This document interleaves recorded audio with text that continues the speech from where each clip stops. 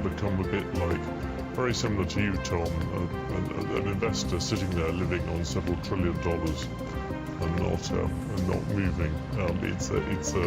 It's going to change even the way they think about it, I think, and that I think is important. And they're also going to try and build up over the next few years a whole variety of different investments. And even if you look at Saudi Aramco, the aim there is very much to go from just being a producer of the oil, it's by far the biggest producer of oil in the world, to becoming the world's biggest refiner. They've already got that very clearly in their sights. They refine about 5 billion barrels a day at the moment.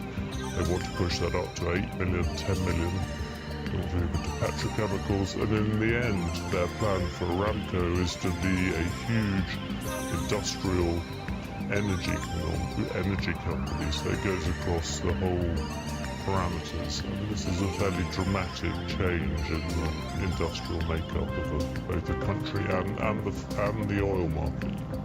And actually, there's also this underlying geopolitical tension with Iran. They haven't been friends for a long time. And so this adds another layer of uncertainty, or I don't know if it's chaos, but combativeness. I think it's fair to say the Saudis did not react well to Barack Obama's suggestion that they share the Middle East with Iran. They certainly see Iran as a foe. And you even see, even in the oil market, we also pushed a story through on the oil today, is what the Prince said, is that if the Iranians get to pump more oil, then Saudi will feel that it can do the same. And that alone would change the dynamics of that as well.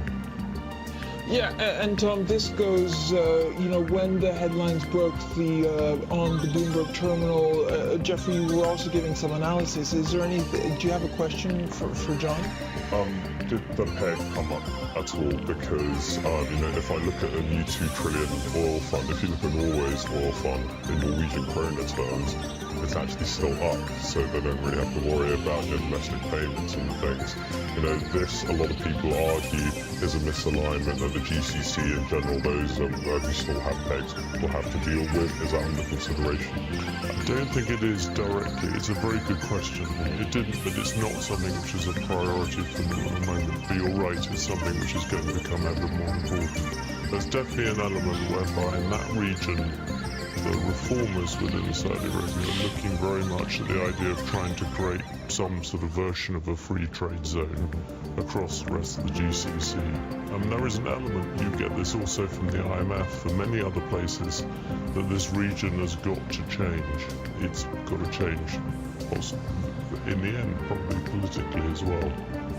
Tell us more about that. I'm absolutely fascinated. $2 trillion, right, in this wealth fund. And he seemed to make a clear point by saying they want to be the biggest. They will be the biggest, and his aim is to become much bigger still. The aim is to use this to push out, not just to include Saudi Arabia, Saudi Aramco, and also SABIC, but also to bring in other assets to do with land, property, mining, all those things, and to run this as far as they can in a professional, I suppose, professionally managed way. They brought in young managers from different places to try and do it.